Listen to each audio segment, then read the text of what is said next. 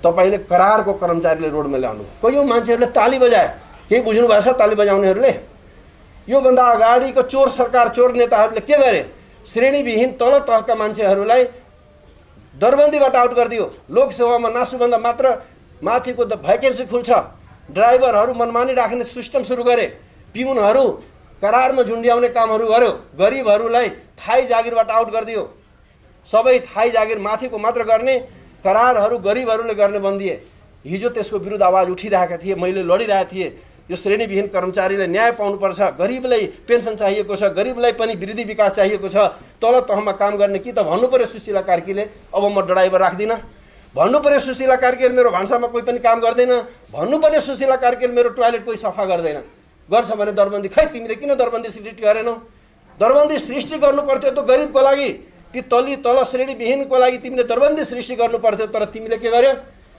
त्यो लुटेरा सरकारभन्दा अझ माथि थपेर तिमी के गर्यो? करारको कर्मचारी हटाओ भन्यो। अब कहाँ जान्छ त्यति भन्ने प्रश्न सोध्न चाहन्छु। घुस कसले खान्छ? थाईले खान्छ कि करारले खान्छ? कुनै पनि एडामा जानुहोस्, करार कर्मचारी तल लेभलको मान्छेले घुस खान्छ कि माथिल्लो पदवाला थाई कर्मचारीले खान्छ? यो सुशीला कार्कीले जवाब दिनुहोस् मलाई।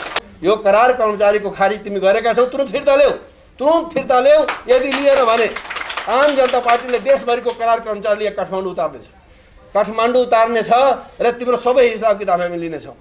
तिमी मनमानी जो गरिरहेछौ यसरी चल्ने छैन।